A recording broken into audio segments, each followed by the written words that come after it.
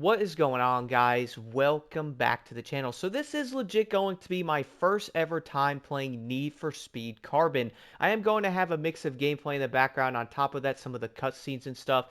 And I gotta admit, and I do know people are going to be like, wait a minute, Block, you never played Carbon, bro? And that is going to be 100% correct, kind of similar to something like Need for Speed Pro Street. In that game, I did end up playing through maybe the beginning of it, then I basically stopped. But for Need for Speed Carbon, though, I legit never played this game.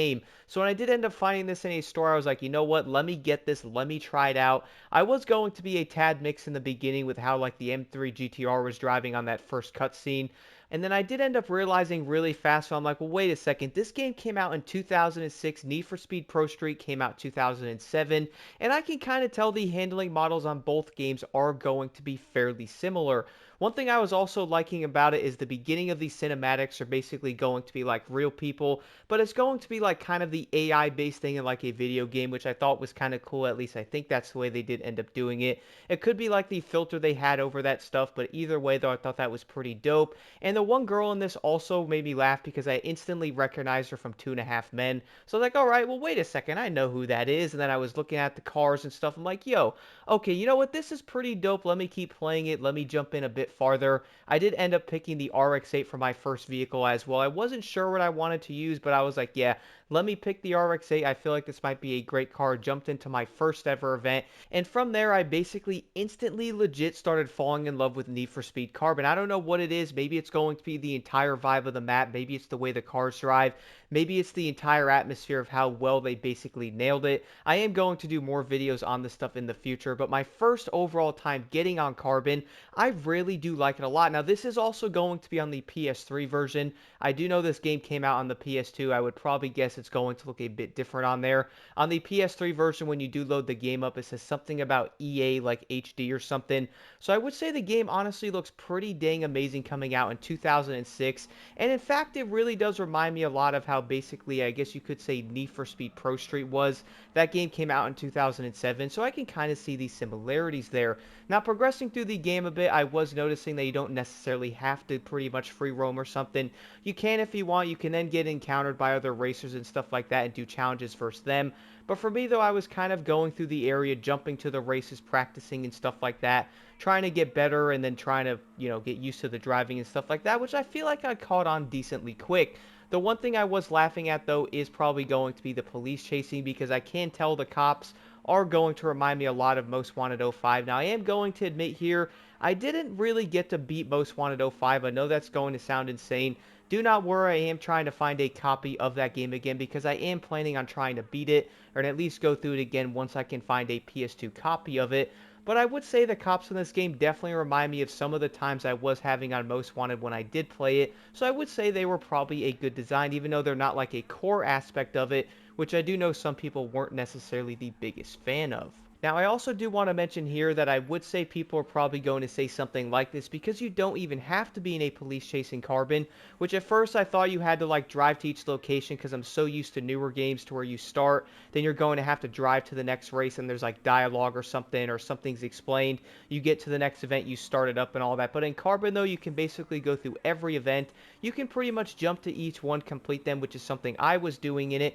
We're going to have like the regular sprint races. We have circuit races. We have like the fastest lap time, or like the fastest speed challenge thing, which is also going to be a Need for Speed Pro Street, so I did recognize that fairly quick. You have to go through each camera going as fast as you can. It basically stacks up and stuff like that. I actually genuinely enjoy doing these events.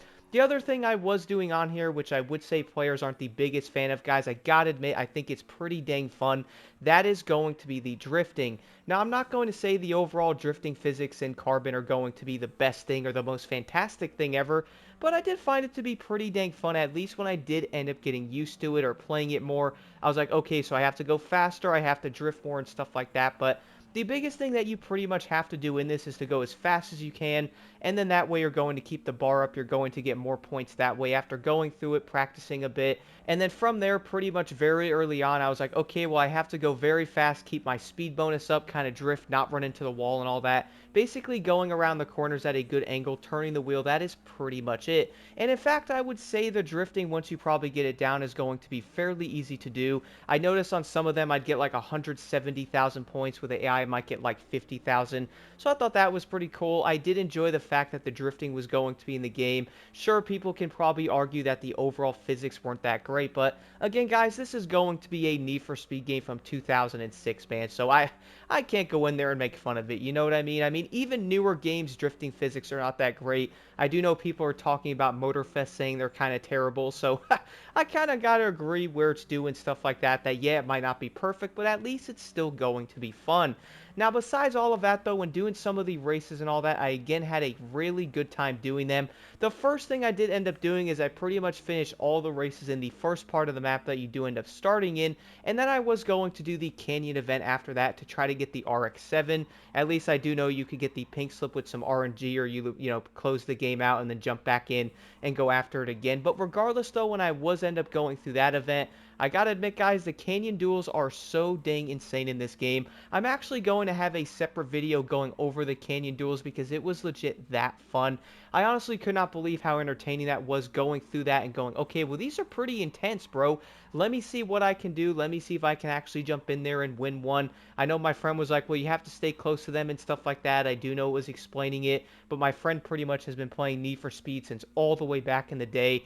He was pretty much a veteran when it does come to this franchise. So I was like, all right, dude, well, I got to stay close to them, get my points up, and then you pretty much can pass them and win if you can stay ahead for around 10 seconds. Funny part about that is, though, I was noticing sometimes the rubber banding thing or even the AI would completely screw up and basically let you go all the way ahead of them, and I kind of thought that was pretty dang funny. The clip you guys will see in the background is going to be me in one of the Canyon duels. I was basically going against the RX-7, and I did end up passing him on one of the corners, pretty much getting me in front, and then after that, I was pretty much blocking him so he couldn't get ahead of me. It was honestly pretty dang hilarious.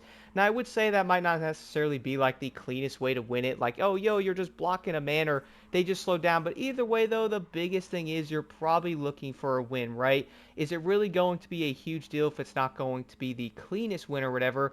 Most people are probably going to be in there just trying to get that car, get out of there. The worst part is, though, if you don't have the best RNG, you might have been struggling up on the event or something.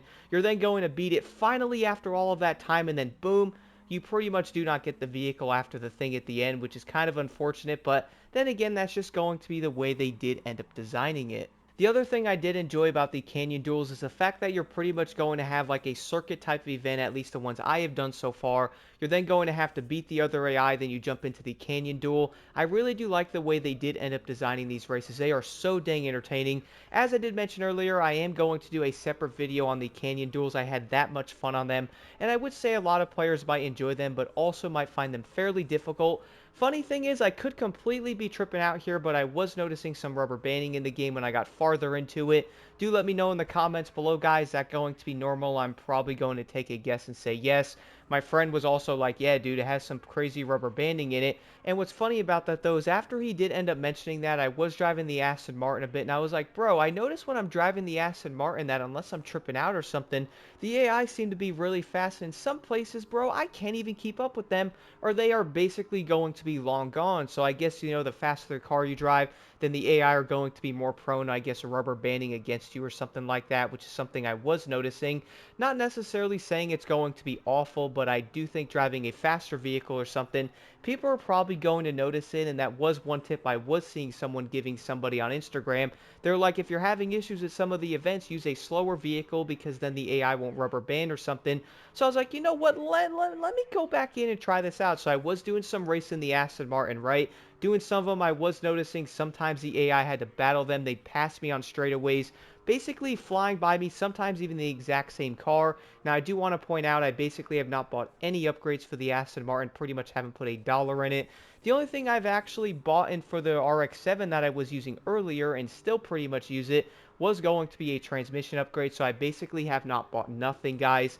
And I would say with the DB9 pretty much being, I guess you could say, base level when you do unlock it or you get it from the pink slip thing, that car is also going to be really fast and it is exotic. Even then, though, I was pretty much getting passed by everybody. So I went, okay, well, let's see what I can do if I was to go back into the RX-7, throw on a mild upgrade onto the vehicle, and see if I won't have as many issues. Funny part is, as of right now, guys, I'm still using the RX-7 playing through Carbon. I'm also winning most of the events. I do understand I could probably go in, throw some money into the Aston Martin and be much faster, but I'm kind of saving a lot of the money right now I have. I think I have like over 500k or something. And again, I basically haven't bought a single thing, barely upgraded anything. Kind of going through the game right now, stacking money, trying to win the cars and stuff like that, and also kind of enjoying it in that aspect. Like, don't get me wrong, I could easily put in probably 80 grand into the Aston Martin, make it so dang quick, but I also do know for a fact, though, if I end up maxing this car out, then the AI most likely are also going to be really fast or might start rubber banding against this car. I would personally rather keep saving up money, buying a dope car later on in the game when I get farther into it, whether that's going to be a Lamborghini, the SLR McLaren, or something like that. So I'm like, alright, well, let me just save my money and keep playing through it. But overall, though, I gotta admit, guys, being a first-time Need for Speed Carbon player, I do know every single game has their flaws and stuff. I have basically seen everywhere that the biggest thing about Carbon is the game is very short. You can pretty much beat the entire game very quick, but even looking past that, I really am enjoying the gameplay of it. I don't know what it is, but racing in this game is so dang fun. I love the vibe of the map. I like the way they did end up designing it. The roads are entertaining. I'm really enjoying the races so far. One thing I do admit, and I would say the biggest thing I don't like about the game at the moment, is going to be very simple. I wish when you did end up completing an event, it wouldn't go down to $500 after you do end up beating it. That way, if you wanted to grind some money out, you can go back in and do some other races. I'm not really too sure why they did end up doing that, at least. Then again, though, they most likely did that because maybe they didn't want you to go back in and farm. Honestly, I have no clue, because older Need for Speed games, including Most Wanted '05, also gave you like an end game thing to where you can go back in and grind the races out. I do also understand Need for Speed Pro Street is very similar to Carbon in this aspect. Once you do complete it, you're not going to get like the bigger bonus or something like that, which is honestly really weird. I would think if it's going to be a single player based game, leave all the races in there. Like, once you do end up beating the race, you get 15,000. Maybe make it go down to 10 and leave it there or something. So you're going to get a little bit less, but you could still go in, farm some of the races if you want. I would say for me so far playing Carbon, that's probably the biggest flaw I see with it. Besides that, though, that's probably going to be the biggest thing and most likely the only thing I have not been a fan with in this game so far. I'm loving the racing. It's really fun doing the drift events. I think these circuit events are really fun. The canyon duels are going to be an absolute blast. I'm currently using the RX-7. Easily going to be my favorite car so far. To be honest, I do want to get the Toyota Supra eventually, but haven't quite unlocked that vehicle yet, so later on I will be able to get it. And then on top of all of that, I do like the different events, like the speed challenges are fun. Going around the map, messing with the police if you want. Like, I do think Carbon's going to be a very fun game, even though it is going to be quote-unquote short. I feel like the overall gameplay aspect, at least for me, really is going to be so dang fun, especially for a Need for Speed game.